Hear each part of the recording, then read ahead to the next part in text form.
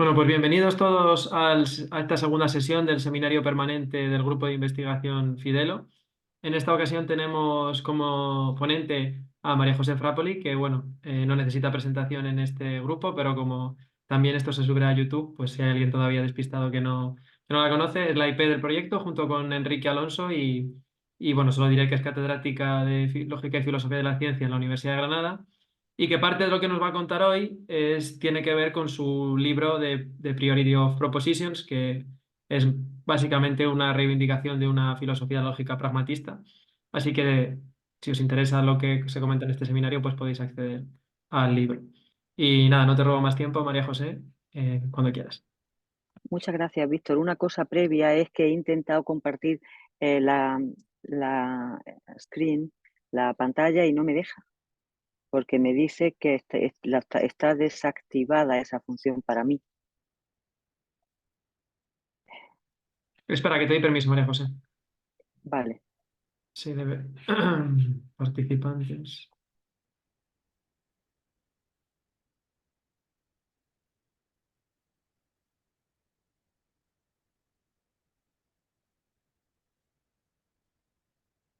Vale, prueba ahora.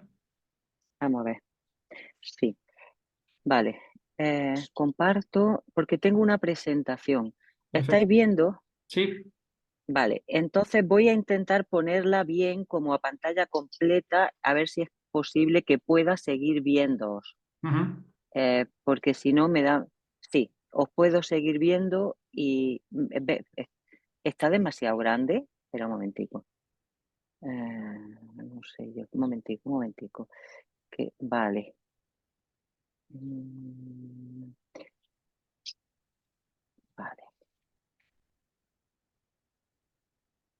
vale. La veis bien aquí. Bueno,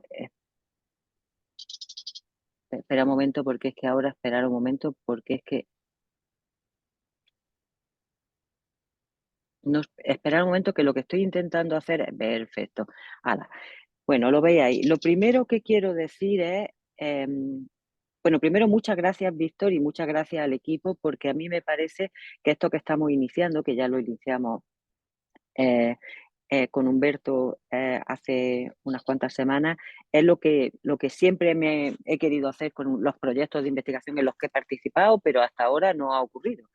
Y por eso me parece muy importante. Y me parece muy importante que hablemos de estas cosas y que las grabemos. Lo segundo que quiero decir es que esta es una investigación en marcha, es una investigación real Perdón, y yo no real. estoy escuchando.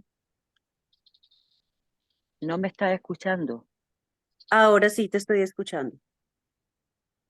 Vale.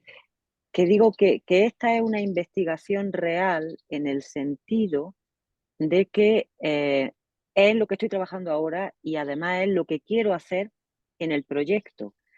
Y, o sea, y lo que quiero hacer en el proyecto es no solo este tema de la paradoja de Russell, sino un par de cosas que también voy a comentar y que tienen que ver con los comentarios que me hizo Kurt, que no los conocéis, pero ahora los indicaré. Eh, había pensado haberos presentado un paper entero más o menos, pero me ha sido imposible, porque el argumento que yo quiero proponer hoy es razonablemente simple, como habéis visto en el handout, tiene dos patas, razonablemente simple, pero las presuposiciones son enormes y simplemente se me fueron abriendo ventanas y no fui capaz de cerrarlas y además como esto es una tarea para el futuro, pues me ha parecido bien. Entonces, en vez de he querido, como si dijéramos, contextualizar, porque claro, yo el argumento más o menos lo tengo claro, pero si o los tengo que explicar a vosotros, que algunos de vosotros no estáis familiarizados con la posición general que mantengo en el libro, y si se sube a YouTube pues por la misma razón, pues entonces lo que quiero explicar es cómo veo yo que es la propuesta semántica de Frege. Entonces, la idea general es, si nos tomamos en serio la propuesta semántica de Frege, no hay paradoja de Russell. Y tengo la impresión de que Frege le dio más importancia a la paradoja de lo que Russell mismo se la dio en principio. Me imagino que aquí se fueron, como si dijéramos, eh, alimentando el uno al otro, porque se podría haber resuelto muy fácil. Eh, en los comentarios que me ha hecho Kurt, lo quiero dejar señalado. Lo que dice, o sea, Kurt está de acuerdo en algunas de las cosas que digo, pero me dice que la semántica que yo propongo, no tendría cabida el logicismo de Russell. Y ese es un tema que quiero tratar especialmente. Yo creo que sí, lo que pasa es que esto no forma parte del debate de hoy, pero no quiero que se me olvide. Entonces, voy a hablar de 5 principios fregeanos que he incorporado en mi libro y que a mí me parecen 5 trivialidades cuando uno lee a Frege en serio. Entonces, el primer principio es el principio de la aserción o de la aseveración. Simplemente este principio lo que me dice, bueno, ahora lo explico, pero digo, todos estos principios están explícitamente recogidos en alguna parte de la obra de Frege y además son principios que a mi modo de ver se mantienen en el tiempo. Los que habéis tenido la ocasión o hemos tenido la ocasión de comentar Frege o de debatir sobre Frege a lo largo de los últimos años, sabéis que yo no creo que hay un primer Frege y un segundo Frege. Simplemente creo que Frege mantuvo exactamente la misma concepción, con algunas excepciones que él mismo reconoce.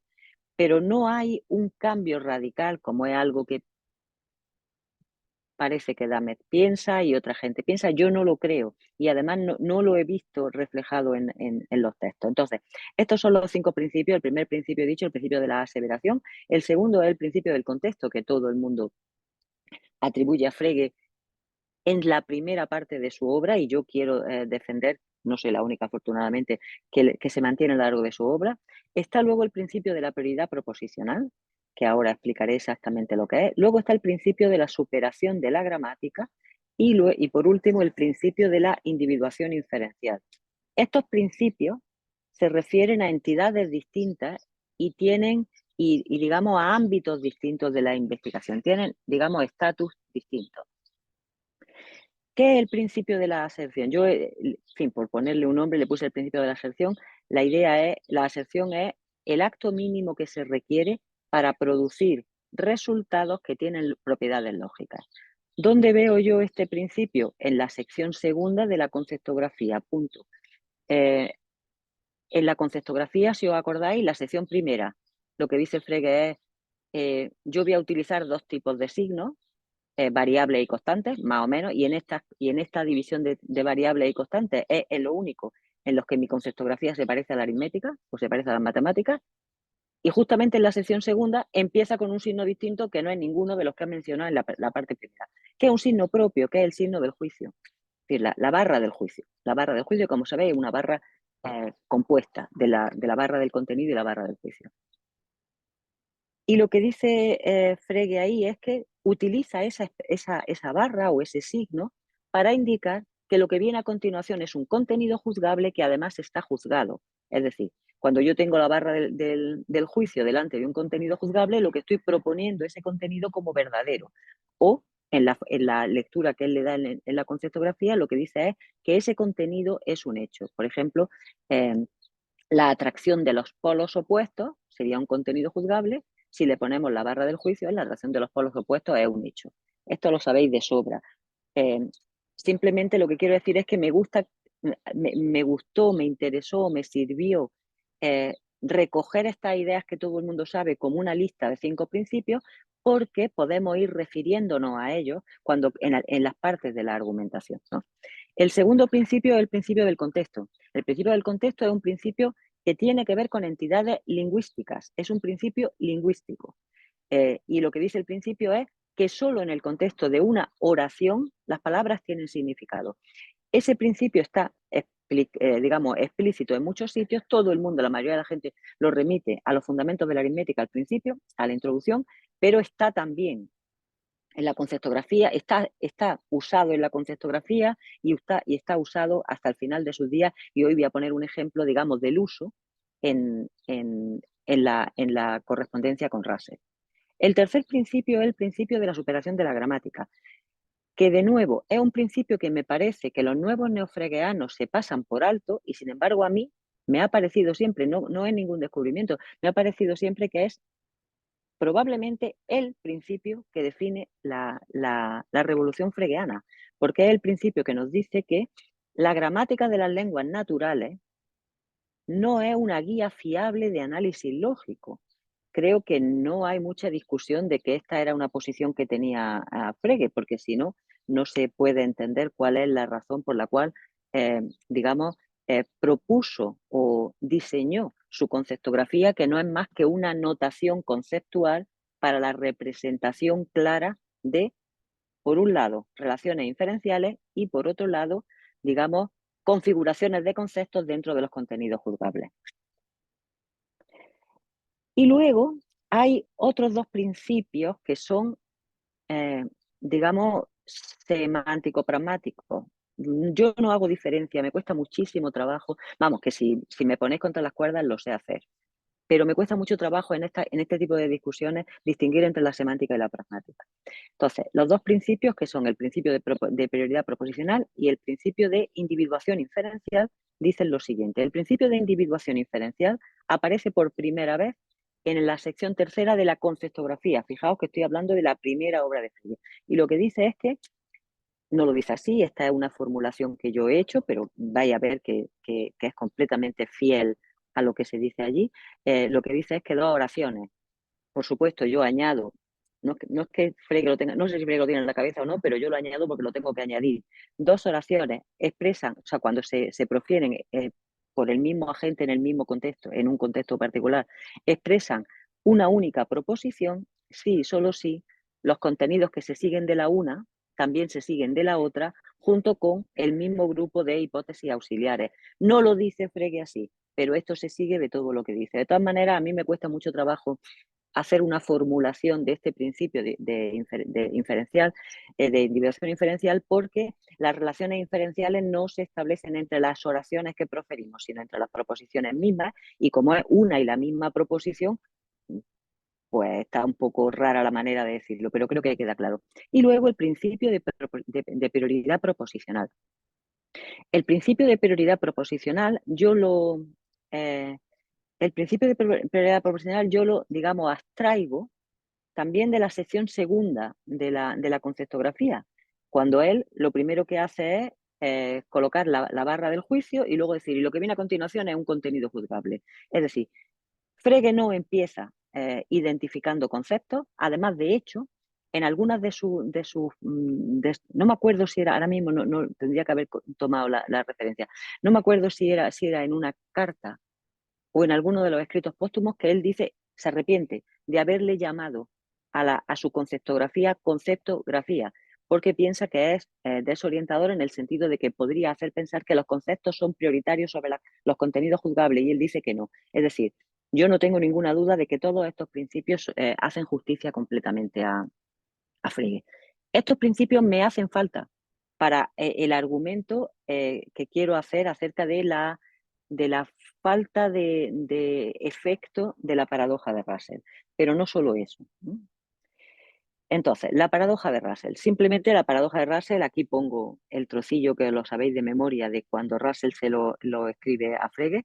Dice, he encontrado una dificultad, o sea, estoy completamente de acuerdo con usted, le dice en general, solamente tengo un punto en el que no estoy de acuerdo. Dice, él también creyó, o sea, también se lo creía antes, dice, pero lo que le parece dudoso es que las funciones puedan entenderse como el elemento indefinido, es decir, que las funciones puedan ser variables.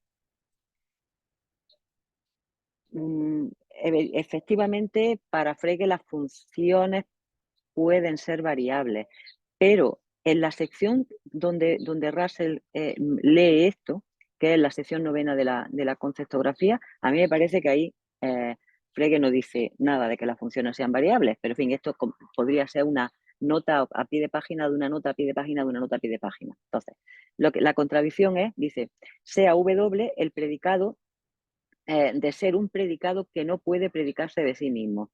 ¿Puede W predicarse de sí mismo? Y si desde cualquiera de las dos lados pues llegamos a una contradicción, no sé qué, cuánto dice. En el mismo sentido, no existe o no hay una clase como un todo de aquellas clases que, como todos, no son miembros de sí mismos. De aquí concluyo que, bajo ciertas circunstancias, una clase definible no forma un todo.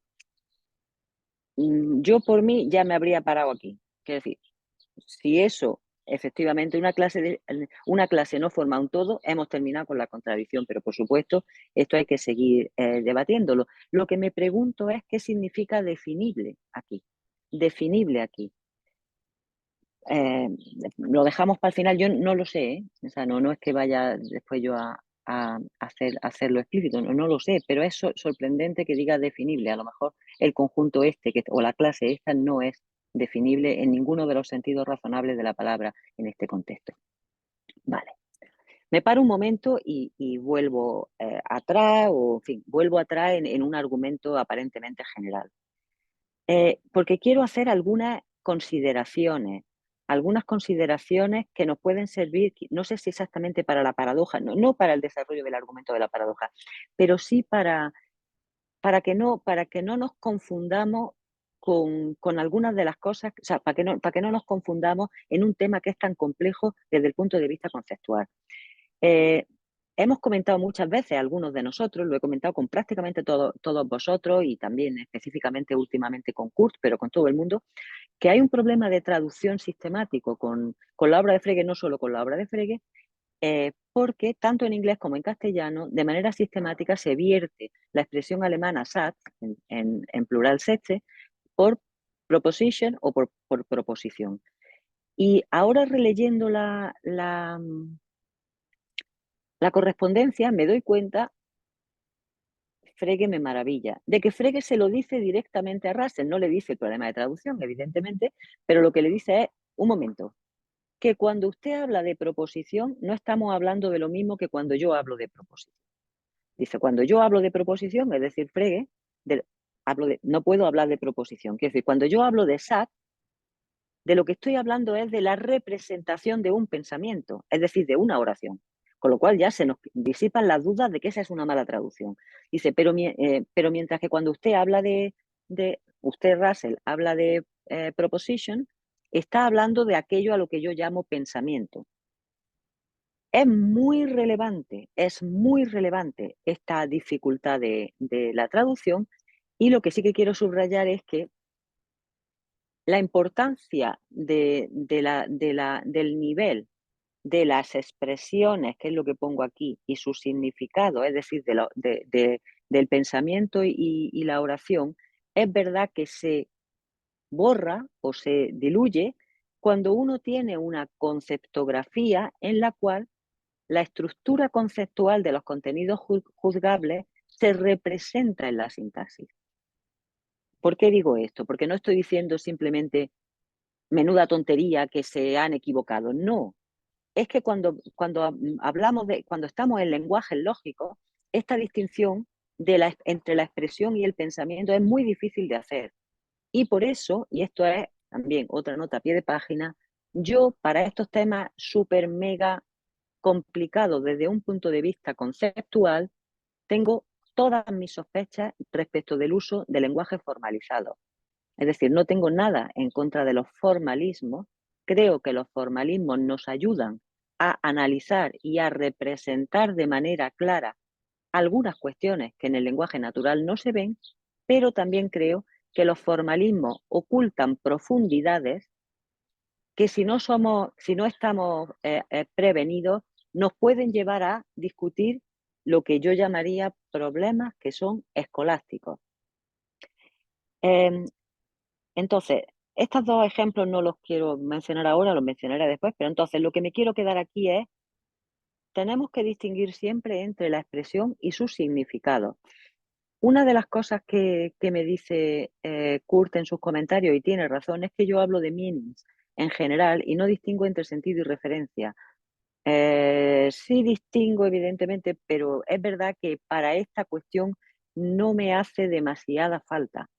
No me hace demasiada falta, pero lo podemos también dejar en suspenso y luego lo debatimos. Vale. Esto también es una cuestión previa, y es una cuestión previa porque cuando se propone, como yo he hecho, siguiendo a Frege, el principio de prioridad proposicional, por ejemplo, o se habla del principio de individuación inferencial de las proposiciones, etcétera, etcétera. Muchos filósofos de la lógica y filósofos del lenguaje, digamos, tienen dificultades o tienen dudas en cuanto al estatus ontológico de las proposiciones y cómo las podemos individuar, etcétera, etcétera. Yo no tengo a mí lo del estatus ontológico es una cosa que simplemente no me interesa lo más mínimo porque creo, sinceramente, ya sé que no es la concepción generalizada, pero me parece simplemente un problema artificial. Nosotros no podemos renunciar a hablar de entidades abstractas de la misma manera que no podemos renunciar a ser atraídos por la ley de la gravitación. O sea, nosotros somos el tipo de entidades que de manera esencial están en continuo contacto con entidades abstractas. O sea, ya está. Entonces, intentar hacer, digamos, reducir entidades abstractas a sus expresiones físicas, por ejemplo, en fórmula o en oraciones, simplemente no es que no funcione técnicamente, sino que no tiene ningún sentido y además lo que hace es cambiar el tema. Vale, entonces no tengo ningún problema con las entidades abstractas, pero por si acaso, lo que sí pienso es que tenemos maneras bastante claras, muchas veces más claras, de hacer una identificación e individuación de las entidades abstractas de lo que las tendríamos muchas veces con las entidades físicas. Entonces, yo voy a seguir aquí la estela de Frege. Frege, o sea, por ejemplo, en el caso de los números, cuando yo quiero, digamos, asumir una entidad abstracta o incorporarla en mi sistema, yo quiero decir un teórico, cualquiera, hay dos cosas que tenemos que hacer. Tenemos que identificar la entidad, quiere decir, tenemos que tener criterios para saber cuándo estamos delante de ella, porque no las vemos. Y el segundo es, tenemos que saber cuáles son los criterios que me permiten decir cuándo dos veces estamos ante la misma. Lo primero es identificación y lo segundo es individuación. Vale. Frege para la cuestión de los números lo tiene claro. Los números se identifican a través del tamaño de los conceptos. Los números son el tamaño de la extensión de conceptos. Es decir, ¿cuándo estamos ante números? Cuando estamos hablando del tamaño de la extensión de un concepto. Y ahí he puesto los textos que más o menos indican esto, los textos del handout que os he dado que más o menos indican esto, y la individuación se produce a través del principio de Hume, que no lo voy a comentar porque no me quiero comer todo el tiempo.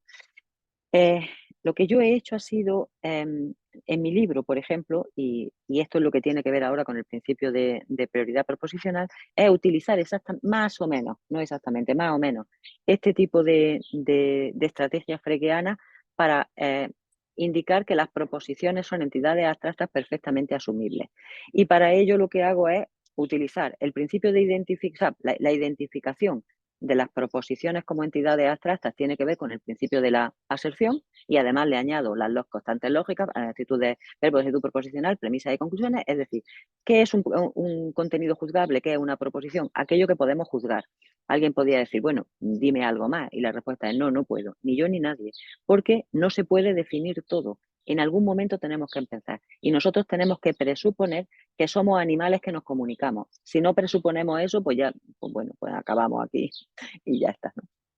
Entonces, además del principio de aseveración, lo que lo pongo ahí, porque él, por la manera por la que empieza Frege, nosotros podríamos haber dicho que contenido juzgable o proposiciones son aquellas entidades que son los argumentos de los verbos de actitud proposicional, como por ejemplo creer que, saber qué, decir qué, etcétera, los que son los argumentos de las constantes lógicas y los que son las premisas y conclusiones de los argumentos, de las inferencias que realizamos. Eso es en cuanto a la identificación. Y en cuanto a la individuación, aquí hay un principio, digamos, metasemántico, que es el que he mencionado antes, que es el principio de individuación inferencial, es decir, dos proposiciones.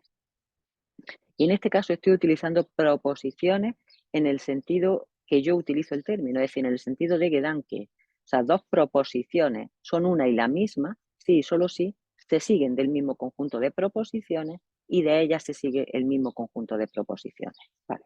Entonces, por eso digo, me siento más que tranquila desde un punto de vista conceptual para hablar de contenido juzgable y proposiciones cuando tenemos estas maneras de identificarlo. Luego he incluido al final lo de los cursos de valor y las clases porque es verdad que Frege tiene dudas y también Tyler Bird subraya lo de las dudas de Frege, No sé por qué Frege tiene dudas de eso. Vamos, sí me imagino. Y es una cosa interesante, de la misma manera que Cantor tenía dudas de que sus números transfinitos fueran números, porque efectivamente son entidades presupuestas o supuestas mejor, con las que estamos lidiando, pero tienes dudas de si realmente están bien identificadas, de si nos hacen falta, etcétera, ¿no? Y a mí me parece que la idea de curso de valor y clase, en el caso, curso de valor y clase es lo mismo, es decir, es lo mismo. Se puede decir que no, pero simplemente extensiones de conceptos son clases y los conceptos son tipos de funciones que son aquellas entidades o aquellas expresiones o aquellas entidades de las que decimos que tienen cursos de valor. Entonces, la identificación de las clases o los cursos de valor son extensiones de funciones o funciones en extensión, y la individuación es cuando tenemos que para los mismos valores tenemos los mismos argumentos. O sea, esto parece una trivialidad, pero me gusta que lo tengamos claro para que no tengamos dudas, digamos, acerca de la claridad de los conceptos. Vale. Dicho esto, la manera en la que Russell empieza proponiéndole la dificultad a Frege es hablando específicamente de un predicado o hablando específicamente de una clase. Luego Frege lo corregirá en cuanto a la terminología, pero Russell, digamos, aterriza hablando de predicado. Lo que yo quiero proponer, y esta es parte del argumento que estoy realizando, y es realmente el centro del argumento que está en el libro, es que lo podemos hacer así como una abreviatura, pero solo como una abreviatura, porque si los principios que yo he identificado en Frege y que están en Frege los tomamos en serio, entonces lo único que podemos decir es que los predicados, o sea, no cualquier manipulación de signos es un predicado, sino que un predicado, en el sentido de una palabra, un predicado en el sentido de una entidad lingüística, solamente, o sea, algo es un predicado si aparece en el contexto de una oración completa, es decir, si puede usarse en oraciones completas. Esto al nivel de la representación lingüística. Al nivel de lo que se dice mediante la oración, lo que tenemos es que yo no puedo hablar de conceptos de manera independiente, lo puedo hacer metodológicamente y solo como una abreviatura, porque los conceptos en Frege no son prioritarios, no están antes de las proposiciones o los contenidos juzgables.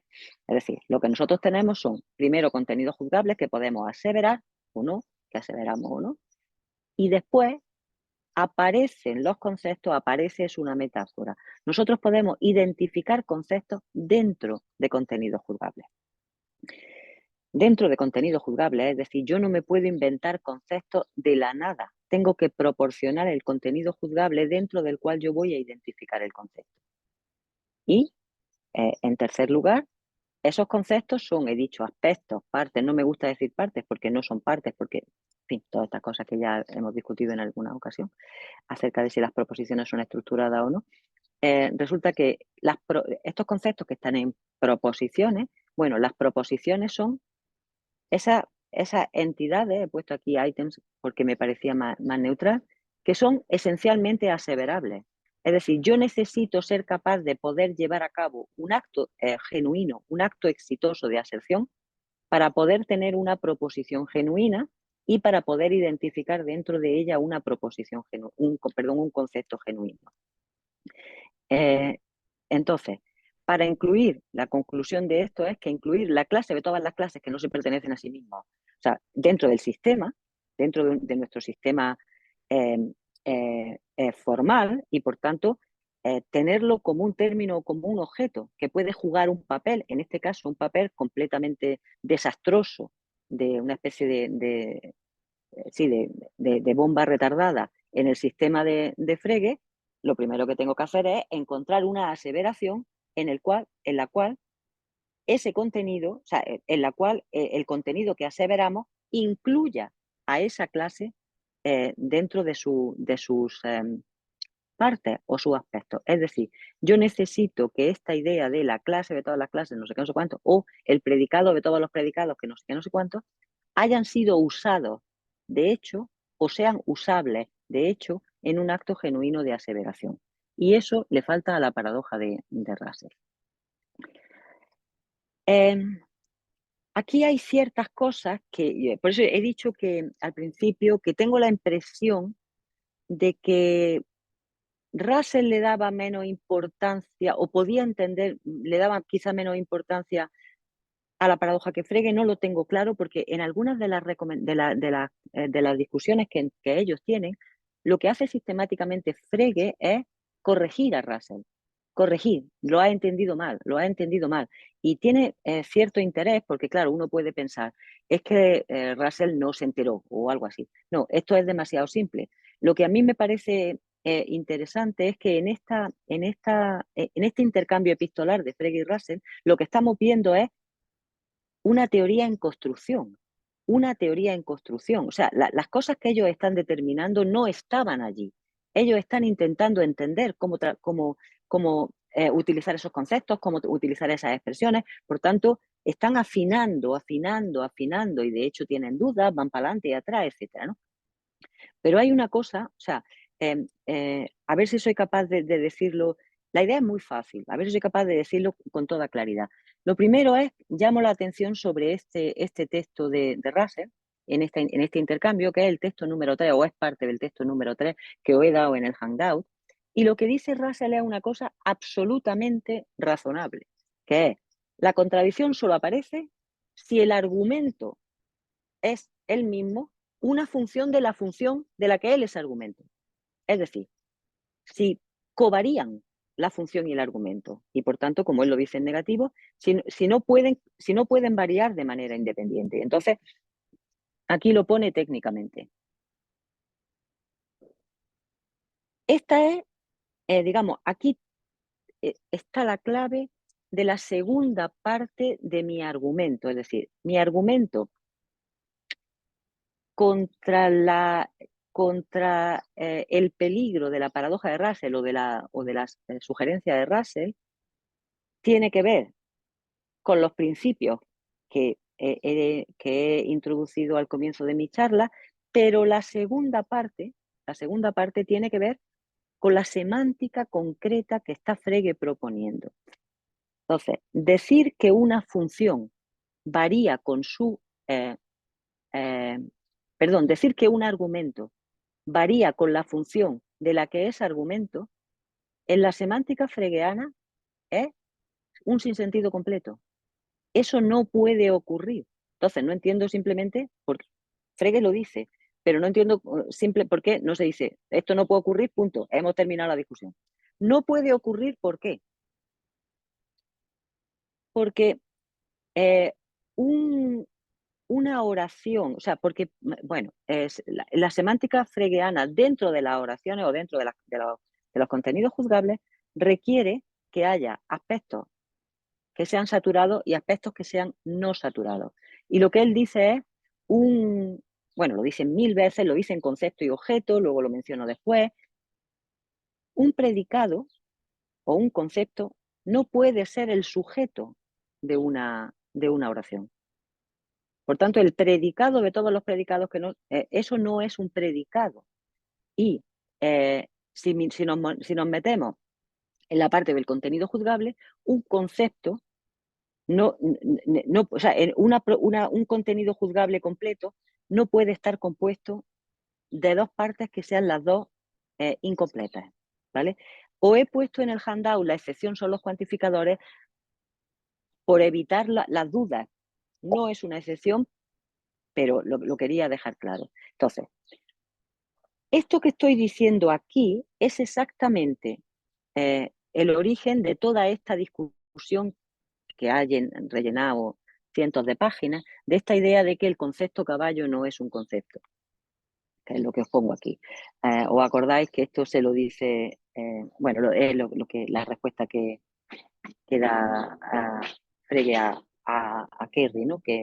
Entonces, y aquí no hay, mucha gente mucha gente ha considerado que esto era una contradicción o un problema para la semántica de Frege. Yo tampoco lo veo, o sea, me perdonáis, tampoco lo veo. Además, Frege dice una cosa bastante graciosa, ¿no? O sea, dándole como si dijéramos, sí, yo entiendo cuál es el problema, ¿no? Dice, el concepto caballo no es un concepto, pero la ciudad de Berlín sí es una ciudad. Bien, la cosa es, ya desde el principio de la conceptografía, Frege introduce algunas expresiones que son nominalizadores.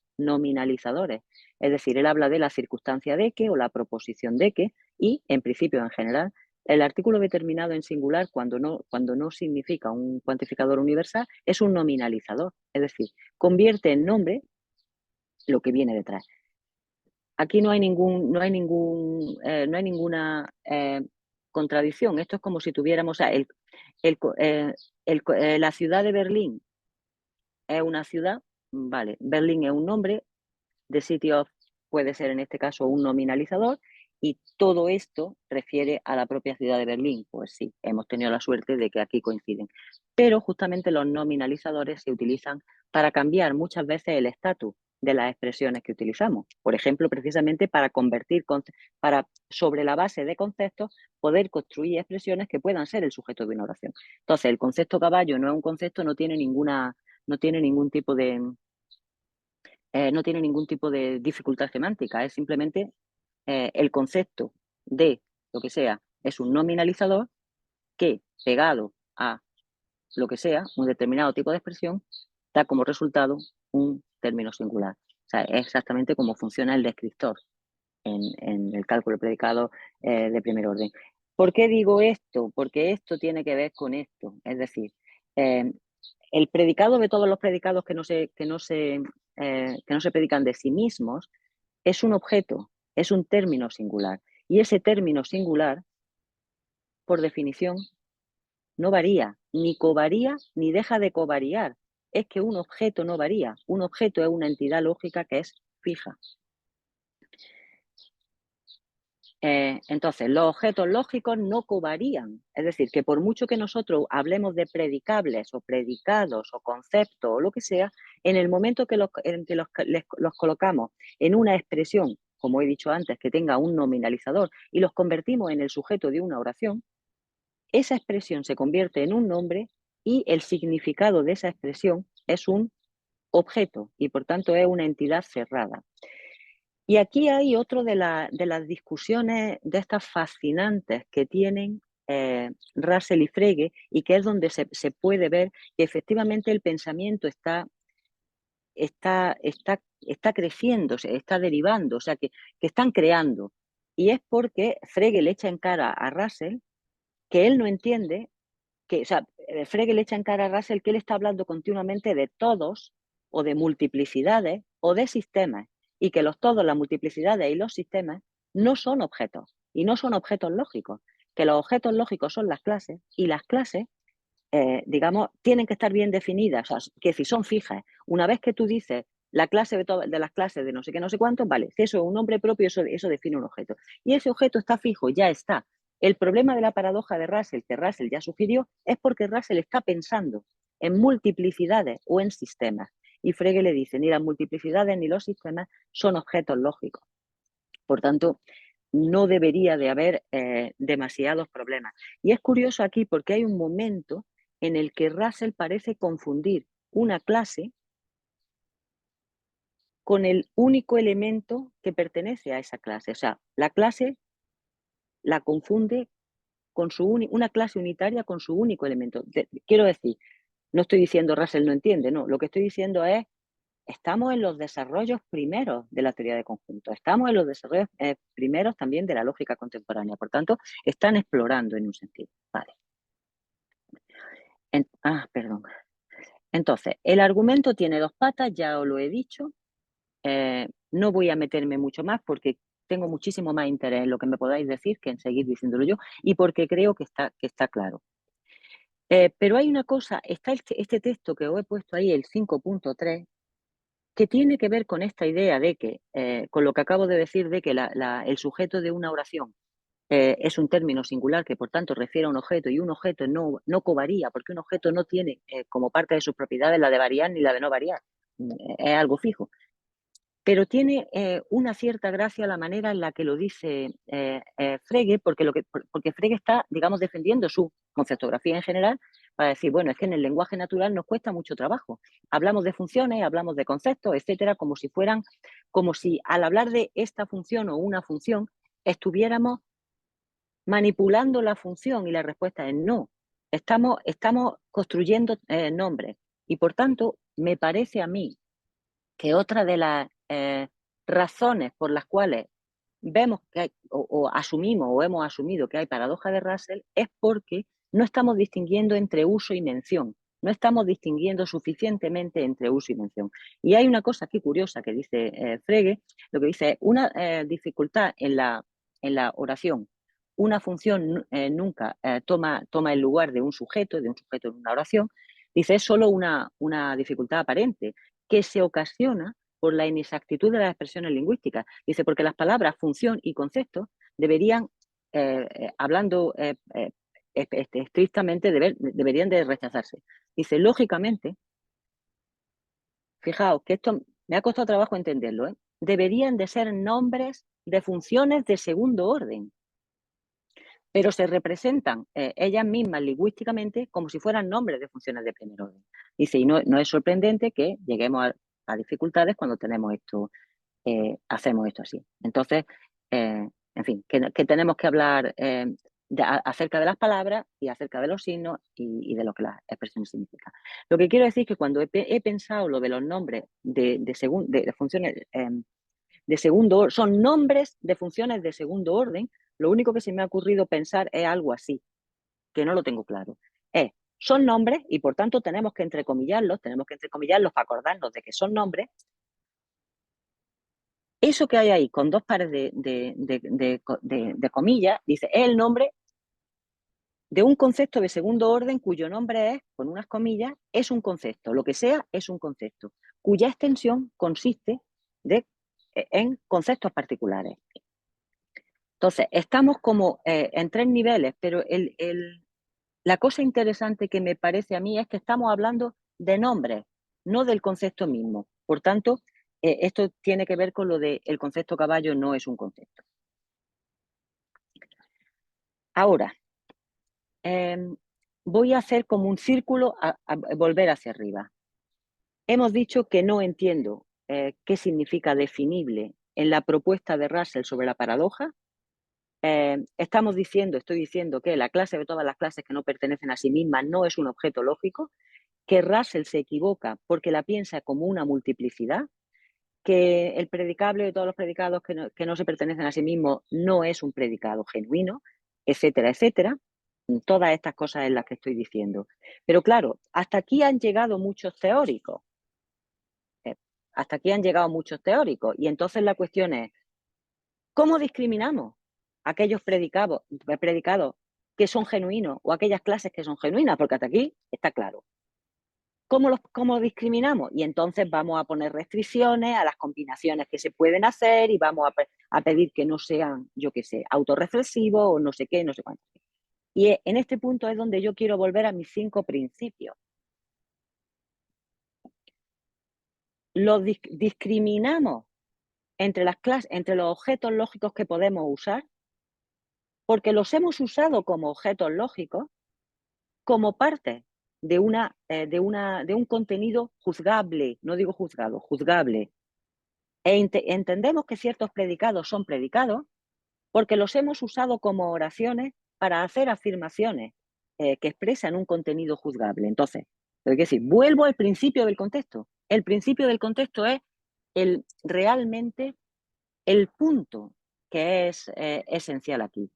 Y este es el argumento con menos detalle que yo vislumbraba en mi libro y que es el que os presenté allí. Entonces, simplemente, como ya he dicho y lo mantengo, que lo que quiero es oíros, he puesto aquí algunas versiones del principio, o sea, del principio de contexto, una de Grundlagen, 2 de Grundgesetze. Aquí está el principio generalizado, que es un principio que tiene que ver con cuando decimos que un término singular tiene una referencia. Aquí sí, porque, y esto, en fin, Linevo lo argumenta, etcétera. Entonces, simplemente la cuestión es si aceptamos el principio generalizado de contexto o el principio de contexto en general, lo que tenemos es que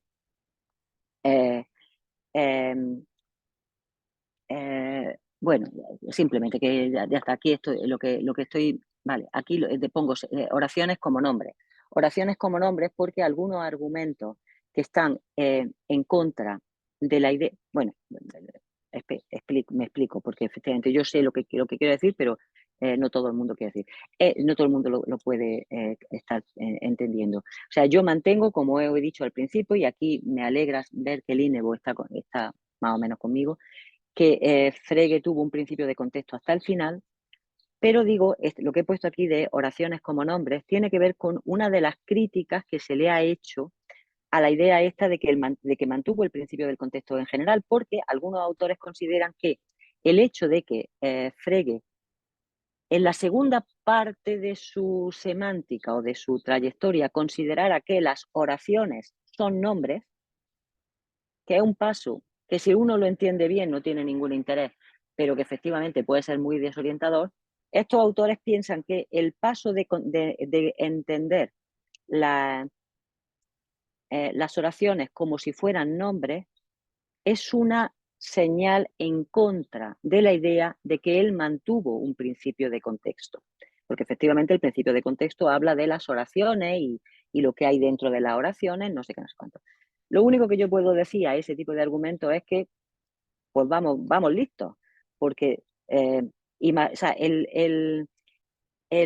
la idea de entender las oraciones como nombres va mucho más en contra de la idea del principio de composicionalidad, que es lo que muchos de los teóricos contraponen al principio de contexto y consideran que es el principio alternativo que Frege abrazó en la supuesta segunda parte de su trabajo.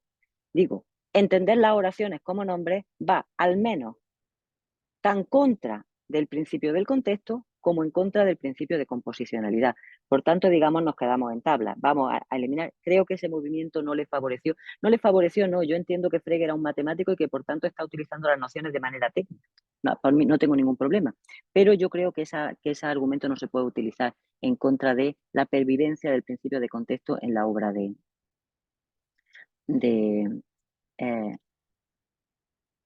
Frege. No me voy a meter mucho más. Aquí menciono de nuevo el texto 5.3, que si queréis luego lo miramos porque tiene mucho interés. Bueno, tiene mucho interés por esto, porque os he dicho al principio que el principio de contexto se pone en marcha, se pone en uso, se pone en juego de nuevo en las respuestas de Frege a Russell. Cuando Frege sigue discutiendo con Russell todas estas cuestiones, fijaos que en vez de, cuando pone ejemplos, todos los ejemplos que pone es 3 es un número primo, entonces yo lo analizo en 3 y número primo. 4 es un número cuadrado, entonces lo analizo entre no sé qué, no sé cuánto. Es decir, siempre, sistemáticamente, él no hace una nueva reformulación del principio del contexto, pero se mueve siguiendo las directrices del principio del contexto. Es decir, empieza con la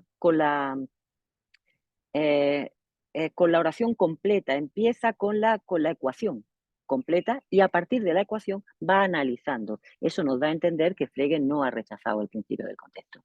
¿Vale? Y entonces, ¿qué hacemos con todo esto? Bueno, mi idea es, tanto la metasemántica, o sea, tanto el trasfondo pragmático y metasemántico de Frege, por un lado, con esos 5 principios que he mantenido, como estas ideas de desarrollos semánticos particulares en términos de expresiones y entidades saturadas y no saturadas y la distinción entre uso y mención son suficientemente poderosos como para haber bloqueado completamente el desarrollo de la paradoja.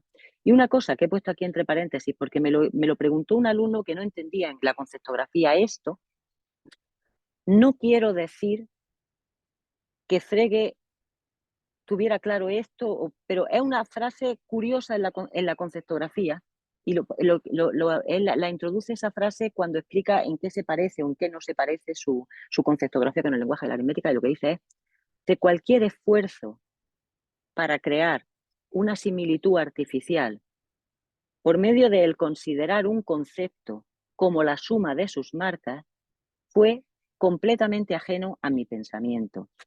Es decir, me da la impresión de que aquí Frege está sugiriendo que él no está construyendo conceptos. Esto lo dice un poquito antes de hablar de la, creo que un poquito antes de introducir sí, en el prefacio, o sea, que antes de introducir la barra del juicio. Y con esto termino. Y muchísimas gracias. Dejo de compartir y estoy a la espera de vuestra ayuda, porque yo quiero desarrollar esto todo lo más que yo sea capaz, que no sé cuánto será, pero necesito realmente feedback.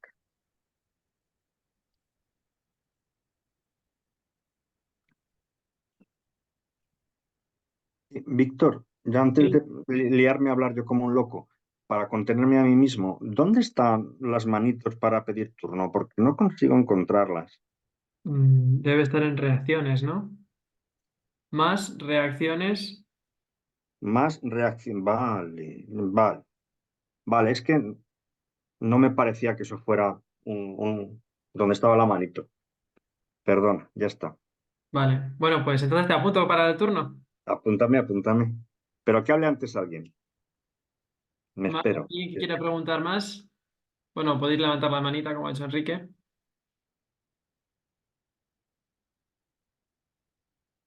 Mm. Te va a tocar romper el hielo, ¿eh? No veo ninguna Bueno, mano. pues rompo el hielo, rompo el hielo.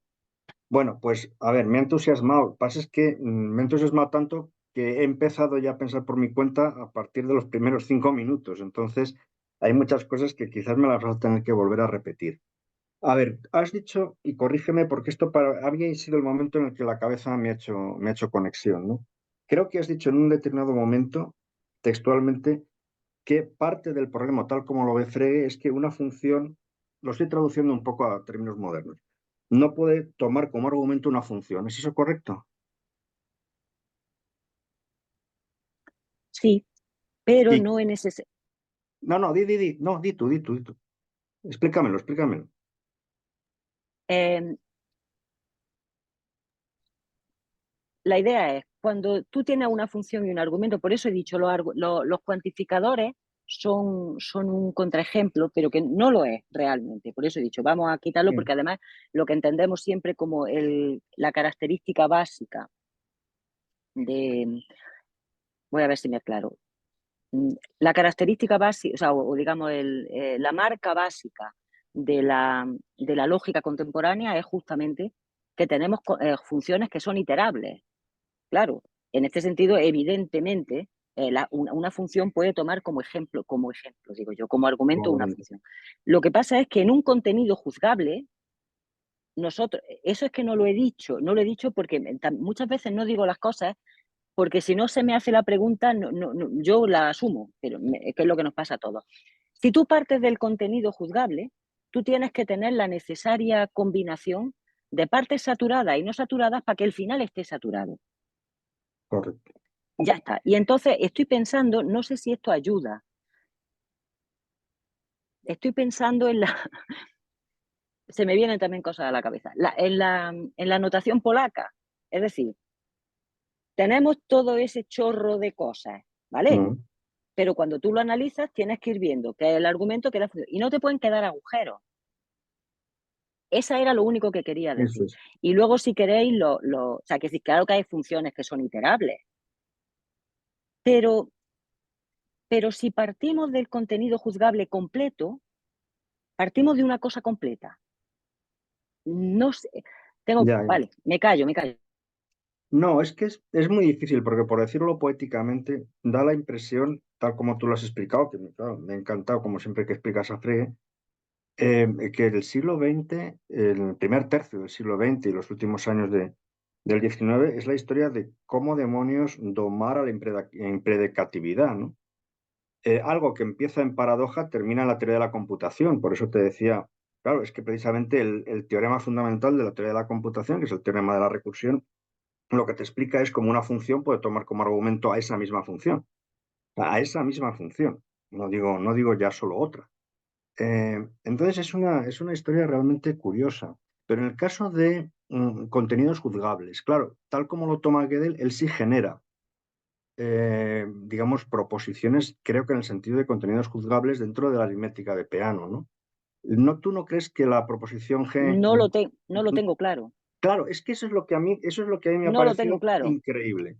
Pero déjame que es que voy a mirar un poco el handout, que os lo he dicho ahí.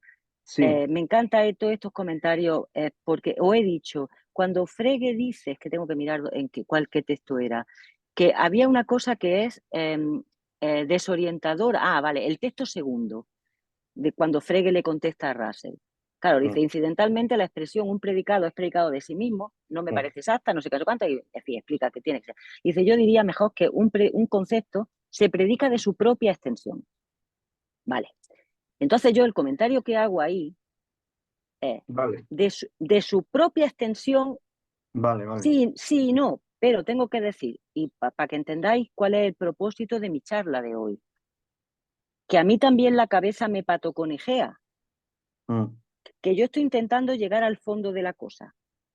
Y me da la impresión de que estamos concediendo más a esta combinación de palabras e ideas que propone Russell de lo que realmente hay por ahí debajo. Pero esta es mi impresión.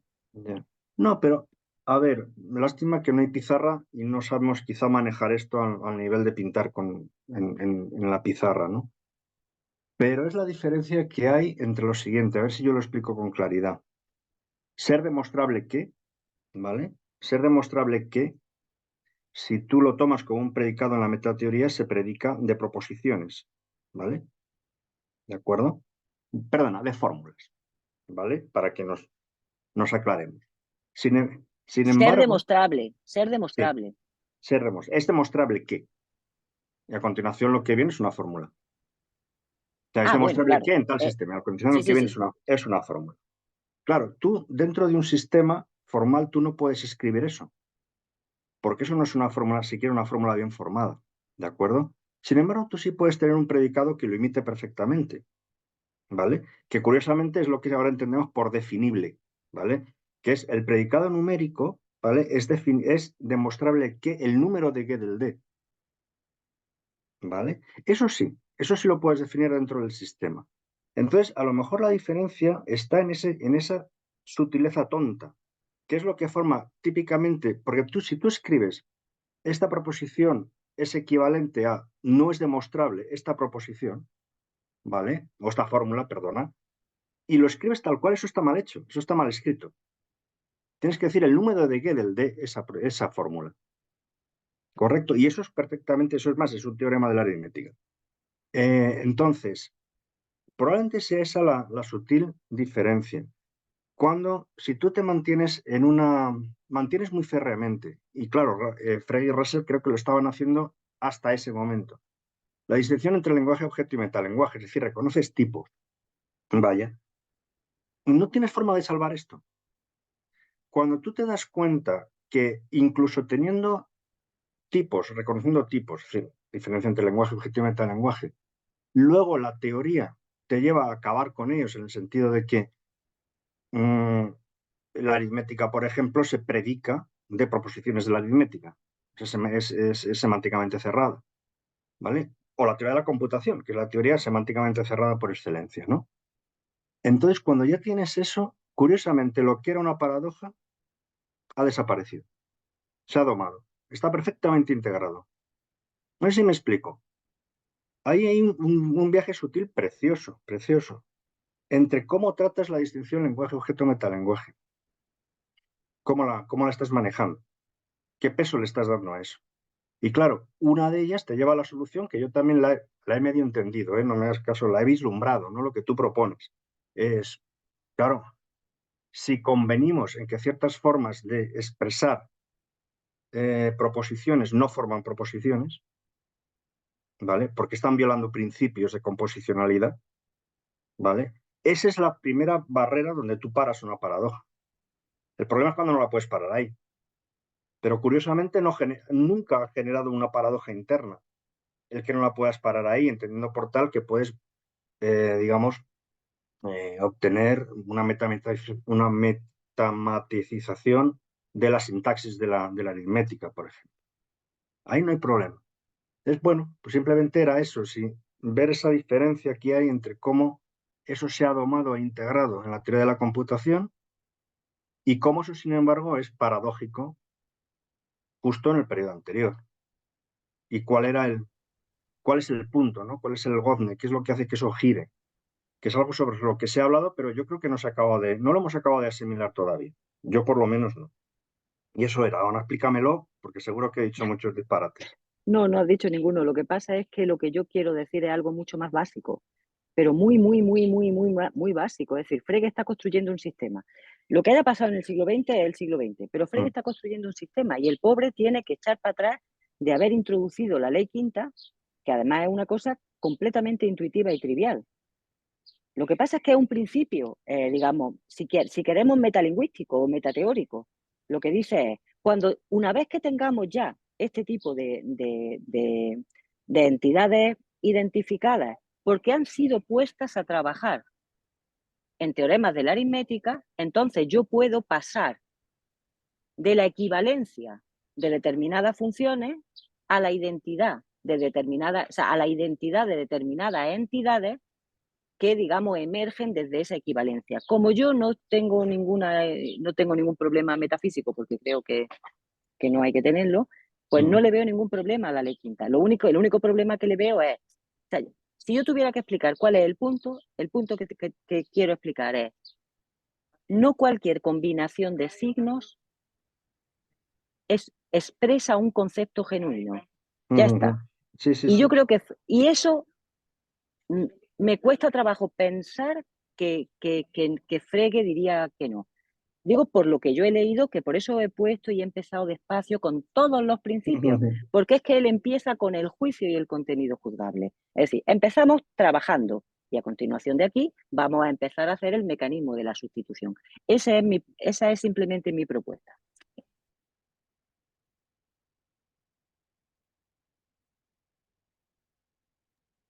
De acuerdo, ¿más preguntas que tengáis?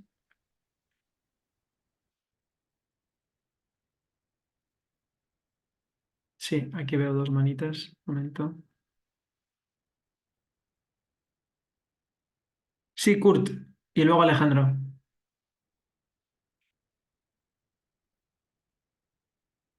Ok. ¿Me pueden ver? Sí, ok. Tengo dos observaciones, una chiquita y otra quizás un poco más mayor. Este, voy, oh, no puedo. Bueno, en la parte donde Russell dice que la función es una función de la misma función. Tú dices que se trata de un objeto y este objeto no puede variar. Yo creo que no es necesario en este pasaje de Russell interpretar muy estrictamente cuando él habla de función. Podría haber usado otra palabra, podría haber dicho que el objeto depende de lo que pasa con el concepto. O sea, como tú dices también, no pueden variar independientemente el uno del otro. Y ese es el problema. Porque si, si el concepto no es un concepto porque cuando su extensión cae bajo su propio concepto, entonces obviamente si pudiera, sí variaría. Entonces, precisamente en ese consiste la contradicción. Entonces, yo creo que Russell probablemente se expresó mal o es muy fácil de malentender, pero el problema sí lo identifica bien, yo creo. Y Frege lo corrige bien. Pero ahora el otro punto es más delicado. Donde Frege usa el principio quinto de las leyes fundamentales de la aritmética es en la fundamentación de la aritmética. Y los números son perfectamente generales. Fx, la función de x, debe ser una función completamente general porque los números no tienen ningún contenido. Y si fx no siempre es una expresión permisible en el sistema de Frege, que es completamente general, porque quizás no lo puedo usar, porque tengo que hacer restricciones que él no está dispuesto a hacer. Entonces sí mete en problemas todo su sistema. Si aceptamos, como él a veces lo dice, que no puede fundamentar la aritmética sin la conversión de conceptos a extensiones de conceptos. Ahora, él al principio del fundamentos de la leyes fundamentales de la aritmética dice que solo es una conveniencia, pero luego pues se contradice un poco. Lo que habría que probar es que pues efectivamente todas las pruebas que él hace se pueden hacer sin esa conversión para que el problema de Russell no sea un problema para su sistema. O sea, yo estoy muy de acuerdo con prácticamente todo lo que dices acerca de Frege y que hay raíces pragmatistas sobre todo kantianas, en su propuesta general. Pero cuando hablamos específicamente de su programa logicista, la paradoja de Russell sí le afecta, esté mal formulada o no, porque él lo dice, él dice, si yo no puedo confiar de que cualquier función se puede convertir en la extensión de la función de sean equivalentes, entonces todo mi sistema se cae. Y realmente tú dices lo mismo, o sea, tú en mi modo de ver, solo reformulizas la paradoja de Russell en lenguaje de Frege, pero el problema no desaparece por eso. Creo, eso es. Pues muchas gracias. Yo lo veo, o sea, entiendo perfectamente lo que está diciendo. En el primer, o sea, entiendo perfectamente. Voy a ir justamente a la parte difícil, la segunda. No veo por qué. Es decir, yo sí que entiendo que que Frege no puede renunciar a la ley quinta. Necesita poder pasar de cursos de valor a extensiones. ¿Vale? Pues que lo haga. El único problema es que cuando tú tienes funciones, o sea, tienes variables, una fórmula, lo que sea, el tipo de funciones de las que estás hablando tienen que ser funciones genuinas. Y para eso tienes que aceptar el principio del contexto. Es decir, eso, decir o sea, ¿cuándo ocurre que de un concepto no podemos coger, digamos, que un concepto no determina una clase como objeto lógico? Cuando ese concepto tiene las dificultades que tiene el concepto de todos los conceptos que no se predican de sí mismos. Pero la cuestión es, eso no es un concepto, ya está. O sea, quiero decir, en los conceptos genuinos, lo que pasa es que, tal como yo lo veo, cuando uno olvida el principio de contexto, por ejemplo, para no meterme en otros principios, nos parecería que un concepto es simplemente una expresión no saturada que yo puedo inventar a voluntad. Y ahí está el punto en que yo creo que eso no es verdad. Y Frege no tiene por qué renunciar a la ley quinta. Lo único que tiene es que colocarla en contexto. Para yo poder, que es prácticamente lo que hace el axioma de separación en muchas teorías de conjuntos. No puedo construir un conjunto excepto que sea la separación de otro conjunto que ya está. ¿Por qué? Pues esa es una reformulación del principio del contexto.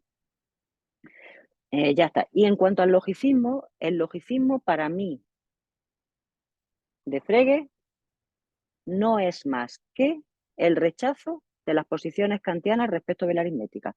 Es decir, que para mí logicismo lo único que significa es yo necesito poder demostrar que los enunciados aritméticos son analíticos, es decir, que expresan relaciones entre conceptos.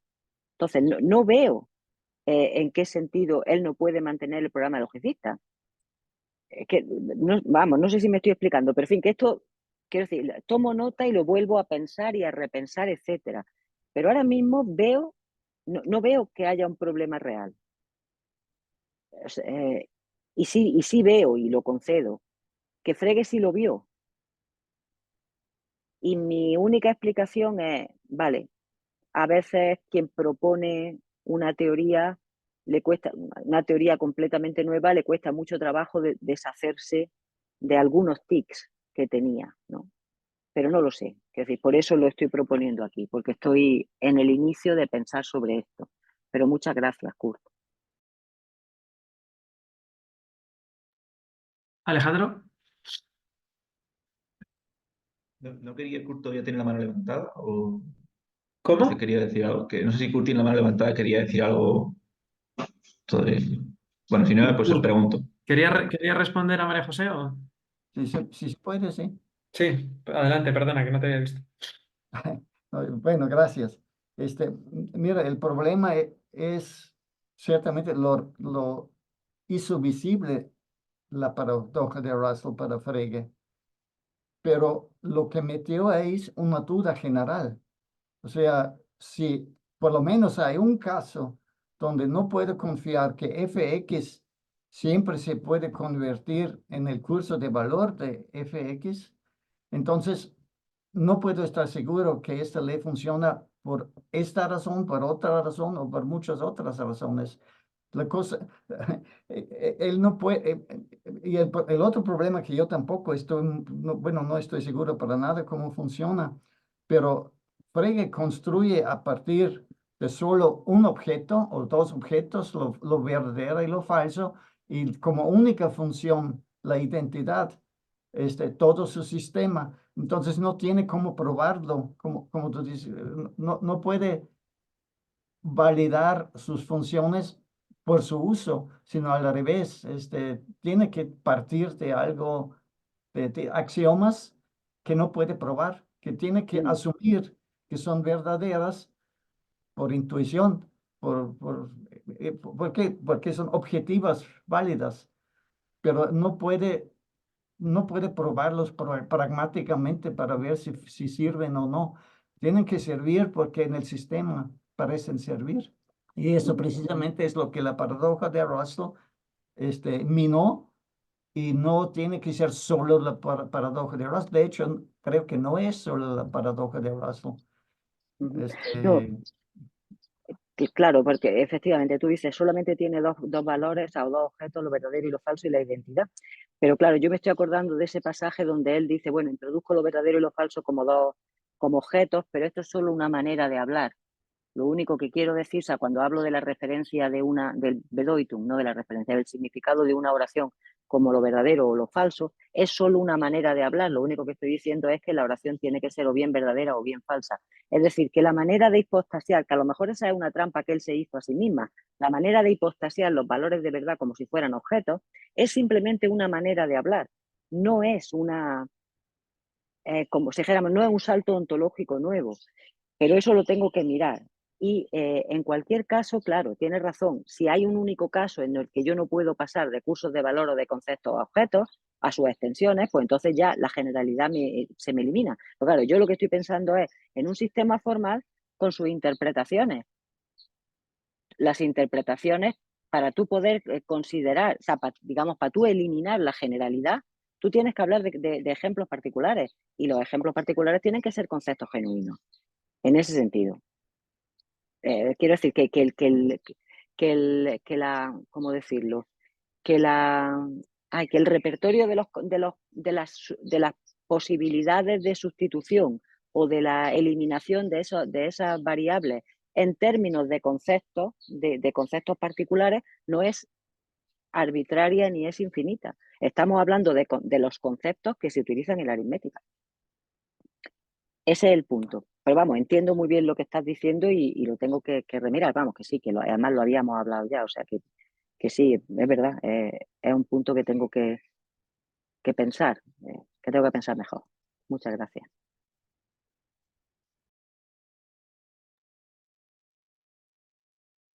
Vale, ahora sí, Alejandro. Vale, muchas gracias, María José. Tengo tres preguntas muy cortas. La primera es, según entiendo, una parte crucial del argumento es esta que mencionaste de nuevo cuando estabas respondiendo a la pregunta de Enrique, que es la de que no toda combinación de expresiones, no todo predicado va a expresar un concepto. Entiendo que esa es una parte fundamental del argumento para bloquear la paradoja, porque de esa manera el predicado, yo qué sé, no es predicable de sí mismo o no es miembro de sí mismo, no expresaría un concepto. Entiendo, hasta ahí, vale. Entonces, mi pregunta, esa primera es, creo que no he entendido qué criterios hay para determinar cuándo una expresión expresa un concepto y cuándo no. Esa es la primera pregunta. La segunda pregunta tiene que ver con algo que mencionaste en tu respuesta a la pregunta de Kurt, me parece que fue, que es lo de que el axioma de separación es una reformulación del principio de contexto, que me parece bastante, o sea, si es verdad, es impresionante. Entonces quiero conocer más tu argumento al respecto. Y la tercera era, jolín, se me olvidó. La tercera era, eh, tenía que ver con... Uy, pues se me ha olvidado. De momento entonces solamente esas dos, que yo creo que ya basta. Muchísimas gracias. Pues vamos a ver, empiezo por esta última. Yo nunca lo he leído esto ni nada, pero siempre que estaba pensando en esto, en la paradoja, he pensado, una de las estrategias que se utilizaban en teoría de conjuntos para asegurarse de que para que tú puedas afirmar la existencia de un conjunto es que sea una parte de un conjunto que ya asumes. Y de pronto digo, exactamente, si es que las intuiciones son generalizadas. Y esta es la idea del principio del contexto. Yo ya te digo que esto se me ha ocurrido pensando en estos temas. Yo no, es el mismo tipo de estrategia. Y la primera pregunta, ahora soy yo la que se me ha ido. ¿Cuál es? La de ¿Qué los me has criterios dicho? para determinar cuándo Ah, una perfecto. expresión. Sí, es que ese es el key de la cuestión y por eso es cuando he dicho termino mi charla volviendo al principio. Ese es el punto, porque el punto es, claro, me podéis preguntar muy bien, hay conceptos que hay combinaciones de signos que no expresan conceptos, claro, pero es que para eso está el principio del contexto. Y ese criterio es completo, es decir, yo no tengo que buscar criterios externos. Yo lo único que tengo que decir es, dame una oración en el que ese término esté usado por contraste a mencionado, no me digas esto, sino ese término esté usado para expresar un contenido juzgable, acertable, y ese es el criterio. Me explico que el criterio no es incidir sobre la composición del predicable mismo, sino abre el zoom, muéstramelo, que es lo que efectivamente Kurt dice ya, pero en Frege no tiene esas opciones. Probablemente en los Grundgesetze ya no lo sé. Pero eso es como yo lo veo ahora. Vale, muchas gracias. Me acabo de acordar la tercera, Venga. Víctor, si hay tiempo, si no hay nadie más. Era, Adelante, adelante. realmente es una duda que es más de interpretación de Frege que otra cosa. O sea, pero es una cosa que acabas de mencionar ahora al final, era lo de los valores de verdad como objetos y que eso no es o sea, que es una forma de hablar. Yo siempre entendí que era una forma de hablar, que no era una, porque si no sería un poco raro. Y sobre todo, que sería una forma un poco rara de interpretar a Frege a la luz de lo que dice luego más adelante sobre la verdad, ¿no? De la que parece, o sea, esto te digo que es una duda sobre su interpretación, porque no sé muy bien de Frege yo tanto. Al final, tengo entendido que en uno de sus últimos artículos viene a defender algo parecido a la teoría deflacionista de la verdad, ¿no? De que decir que es verdad que P no es más que decir que P. Entonces, ¿cómo eso casa? Siempre me ha parecido muy raro que diga eso cuando al principio hablaba de los valores de verdad como objetos. Como que una teoría es muy metafísica y la otra es muy antimetafísica. Entonces, claro, si al principio no era metafísico, pues no hay problema. Pero ¿hay un momento en el medio de ese paso en el que No, dice, esto de antes era una forma de hablar y lo de ahora es la teoría oficial? no. No, pero no, sí, te digo, de todo lo que has dicho estoy de acuerdo, solamente no quiero que digas deflacionista. La palabra deflacionista tenemos que eliminarla de nuestro vocabulario. Lo que quiero decir es que Frege es un matemático. Ya está. Entonces, efectivamente, cuando él se pone con los tecnicismos, pues pone lo verdadero y lo falso, los voy a poner como los significados de en fin, ¿para qué? Para homogeneizar mi semántica, no sé qué, no sé cuánto, a mí me importa la fundamentación de la aritmética, no sé qué. Pero vamos, que objeto no significa nada. Aquí objeto es objeto es simplemente una entidad saturada, no sé qué, pero lo que él dice es, cuando yo digo que lo verdadero y lo falso son objetos, lo único es una manera abreviada de decir que las oraciones son o bien verdaderas o bien falsas, no sé qué. Y esa es la misma, me da la impresión a mí, la misma política pragmatista de las definiciones por abstracción y de la ley quinta, que es decir, hablar de objetos porque me sirven luego para la manipulación en las pruebas, pero en realidad de lo que estoy hablando es de equivalencias, que son mucho menos problemáticas en otros sentidos. ¿Me explico? Entonces, eso es como yo lo veo, o sea, para Frege, la verdad. El operador de verdad es lo que se representa mediante la barra del juicio. Y las expresiones en lenguaje natural que tienen que ver con es verdadero son expresivas. Y para ellas no se le aplica la semántica esta de sentido y referencia, o sentido y significado, etc. Es decir, él no tiene una teoría de la verdad específica, pero sí que es verdad que es bastante razonable respecto de sus caracterizaciones de la verdad. Vale, gracias. ¿Más preguntas que tengáis?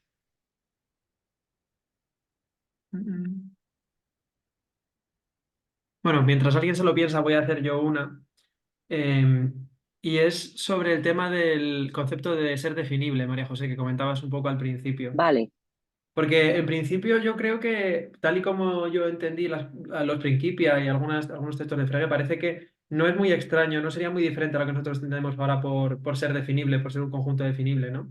Que sería pues esta idea de que un conjunto es definible si es una relación n-área definida sobre ese conjunto, cuyos elementos satisfacen cierta fórmula, ¿no? Entonces, en este sentido, además, como ellos utilizan los descriptores también, que es una manera de aislar esos elementos que satisfacen esa fórmula, parece que podrían ellos llegar a pensar que, o sea, podría ser esta misma la definición que ellos tienen. Y en este sentido, si uno también piensa que para ellos realmente cuando hablan del universo, en realidad están pensando, o sea, sobre las estructuras donde cuantifican donde ranguean los cuantificadores, no son estructuras particulares, sino que es el universo en general, ¿no? Y ahí está todo, digamos, todo metido. También estaría dentro del universo, de ese universo las clases, ¿no? Y todos los conjuntos y demás. Entonces, podrían ellos preguntarse realmente si el conjunto bueno, o por ejemplo, el conjunto de ser una clase unitaria es definible por una fórmula, ¿no? Entonces, la respuesta sería que sí. Y en este sentido parece, en el sentido definible que he dicho, que también es legítimo pensar si, bueno, esa fórmula paradójica o esa fórmula que expresa el conjunto de todos los conjuntos también permite definir un conjunto o no, hacerlo. Entonces, no sé, quería saber un poco qué entendías tú por definible o si este criterio que dice Alejandro, o sea, el criterio que le ha respondido Alejandro, ¿crees que realmente es ese criterio para entender esta idea de expresar un concepto? Tiene que ser más bien eso que esa idea de definibilidad que ahora compartimos. sí. Sí, no, me parece dos cosas distintas, lo que le he contestado a Alejandro y lo que tú estás diciendo. Y por eso siempre digo, tal como yo lo estoy mirando, ya digo que yo estoy pensando, o sea, yo por eso he dicho que esto es lo que quiero hacer en los 3 años de proyecto, a ver si soy capaz de entender algo mejor. Que lo que quiero decir es que Frege es un matemático y por tanto cuando trabaja de matemático, ya está, no hay más.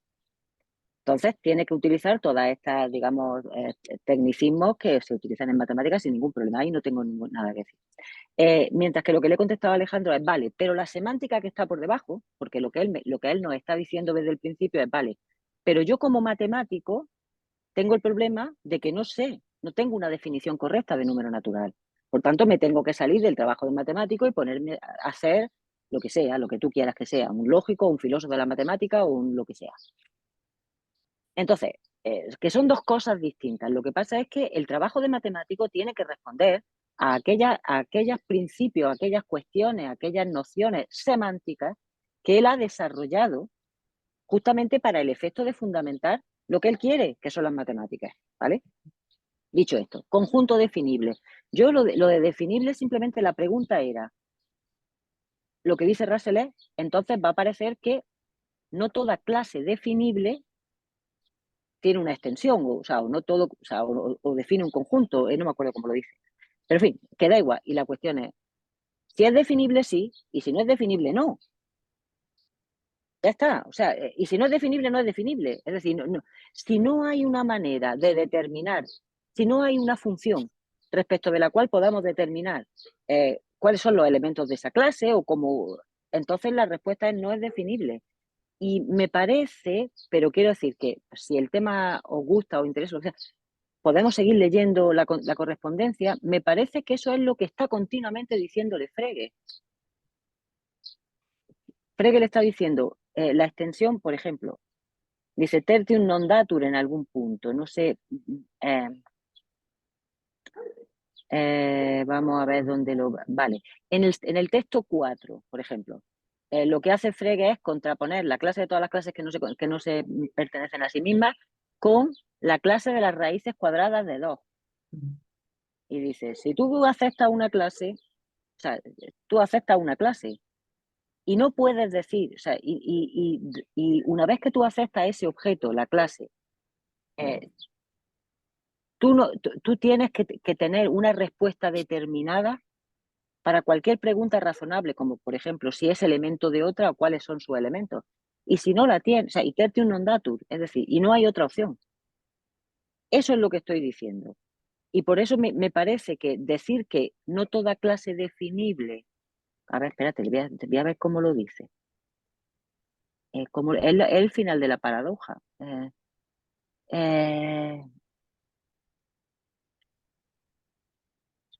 Dice, de aquí concluyo que bajo ciertas circunstancias una clase, un conjunto definible no forma un todo. Es críptico, porque la idea de todo no es un objeto lógico, le dice Frege. Frege le dice, un todo no es un objeto lógico, una clase sí. Entonces, ¿qué significa? Me da la impresión de que lo que está diciendo es, si no forma un todo, es que entonces ese conjunto no es definible. Pues ya está, ¿y qué? Pues nada. Pues no entra a formar parte de la teoría. No sé si me estoy explicando. ¿Tiene sentido lo que estoy diciendo? O sea, sí, yo entiendo perfectamente lo que estás diciendo. Lo que pasa es que estoy chocando un poco con esta idea. A ver, una cosa es que hay subconjuntos de un conjunto que no son definibles, está claro. Y también que hay fórmulas que no expresan conjuntos, o sea, que no son, que no expresan, que no definen ningún conjunto también, ¿no? Y eso es un poco, yo creo, donde iba, si no recuerdo mal, el tema de la paradoja, cuando tú asumías el axioma de comprensión a lo bruto. Que venga, cualquier predicado define un conjunto, ¿no? Eso es lo que está un poco, yo creo, criticado con esta idea de la paradoja de Russell, pero no lo sé, es que tengo que pensarlo yo también más y leer y refrescar la correspondencia quizá. Claro, porque es decir, que estamos hablando de predicados que no son vagos, es decir, que tienen límites precisos, porque estamos hablando de las matemáticas. ¿Vale? Entonces, yo sí asumo, yo no tengo ningún problema. Sobre la base del principio de contexto, no tengo ningún problema en asumir la ley quinta. Es decir, si tú tienes o sea, lo que pasa es que la ley quinta se predica o se aplica a aquellas funciones que se han usado.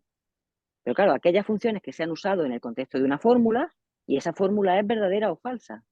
Y tertium non datur. Por tanto, ¿por qué no podemos asumir que esa función en un determinado momento define la clase de los individuos de los que se predica o que son los valores de los argumentos que forman parte de su dominio? No le veo el problema de verdad. Y a lo mejor hay algo muy profundo que yo no estoy viendo. Pero la cosa es, me da la impresión de que la ley quinta es como un segundo paso. Es decir, dígame usted las fórmulas que está usted mencionando y ahora usted utiliza esos predicados, no sé qué, cuánto, en una fórmula que la ha aprobado o no la ha aprobado o la quiere probar o forma parte de un axioma. Y a continuación, ¿puedo yo tranquilamente, digamos, en vez de hablar de la fórmula, hipostasiar un objeto que es la extensión de ese predicado? Y de verdad que yo a día de hoy no le veo el problema si el paso es este. Le veo el problema al paso al contrario. O sea, veo el problema de que yo me pueda inventar, digamos, manipular una combinación de signos que sea sintácticamente permisible. Evidentemente, a partir de ahí yo no puedo asumir que eso determina un objeto lógico como su extensión. Eso es lo que yo veo. ¿Tiene sentido lo que estoy diciendo?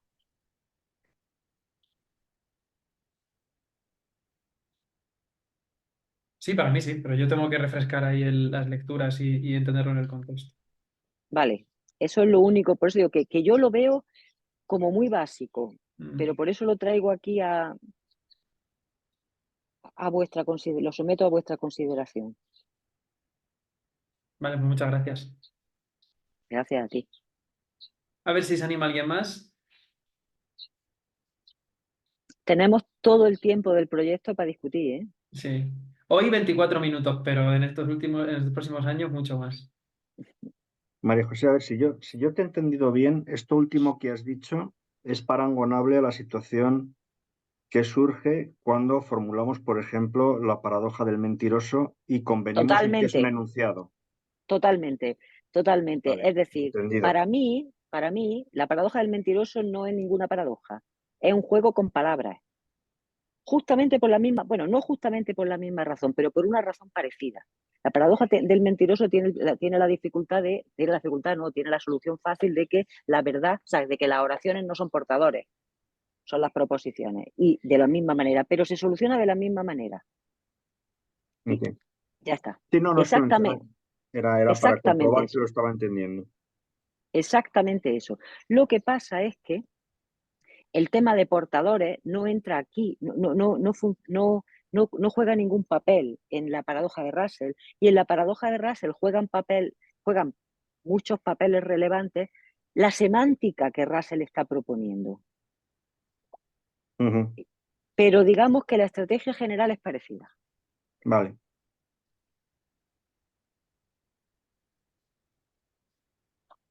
Entiendo. Eso era todo. Bueno, luego, a ver, con respecto a lo que habéis hablado sobre si a veces, sobre todo en las explicaciones que se da de Frege, ¿no? Se tiende a otorgar un estatus ontológico a los valores de verdad, ¿vale? De forma innecesaria. Eso es una confusión tonta. Simplemente, bueno, quiere decir qué cosas pueden ser la referencia de qué otras cosas. Y en ese caso, por ejemplo, las clases y los valores de verdad pueden jugar el papel de ser la referencia de otras cosas. Y no hay mayor problema. Eso no implica que estemos confundiéndolos por estar en la función de referentes en algunas ocasiones. Eso se explica muy, muy bien, muy bonito, por ejemplo, cuando tú explicas cuál es la interpretación de una función enearia. Dices, pues un conjunto de netuplas. Y si la aplico en cuantor, pues justamente la referencia lo que he hecho ha sido en reducir en una unidad, ¿vale? El tipo de tuplas que son su referencia. Bueno, y cuando el símbolo, o sea, la fórmula no tiene variables libres, es decir, traducido, es un símbolo saturado, pues un valor de verdad, se acabó. No hay mucho mayor misterio. Es una forma muy sencilla y muy armónica de explicar a Frege. Yo creo que esa especie de hipostatización surge de cierta filosofía del lenguaje mal practicada. Y ya está. Mira, una cosa que yo ahora repito mucho porque, en fin, como soy una persona profundamente optimista, le explico a mis alumnos de filosofía analítica partes del libro de Brandon sobre Hegel. Hay que tener valor, pero es que es una maravilla de libro y me ha hecho entender muchas cosas, por ejemplo, sobre Hegel, sí, de Frege, ¿no? Y una de las cosas que dice Brandon es que, y me encanta la expresión, por eso la repito, dice, the soft underbelly. The soft underbelly, o sea, el fundamento, pero underbelly, que tiene gracia, o sea, que es graciosa la imagen, de la epistemología moderna es semántica. Y eso es exactamente la cuestión. The soft underbelly de la mayoría de las discusiones en metafísica y en cuestiones de lógica del siglo XX, the soft underbelly, es semántico. Y entonces, en el caso de Frege, ¿no? Esto de los valores de verdad que tú estás diciendo, lo has dicho absolutamente de manera correcta. O sea, decimos tal y cual cosas son maneras de hablar. Pero lo que quería subrayar es que también uno de los problemas que tenemos y que ha tenido el siglo XX para hipostasiar este tipo de cuestiones como si fueran objetos de no sé qué cosa es traducir Bedeutung por referencia y Bedeuten por referir, porque significa significar. Entonces, tenemos la idea de que la relación de referencia es una relación de señalar. Entonces, claro, señalamos objetos. Pero en Frege no hay nada de eso en el Bedeutung. La referencia, o sea, lo que llamamos referencia es significado. Entonces, no hay ningún tipo de señalamiento ni hay tipo de nada. Hay simplemente una reconversión en el modelo de las definiciones por abstracción, que a mí me parecen una maravilla y un gran hallazgo de la humanidad. Hablamos de objetos como forma de hablar, pero en realidad no estamos hablando de objetos. Estamos hablando muchas veces de relaciones entre conceptos. Ya está. En fin, pero que estoy completamente de acuerdo. Ujú.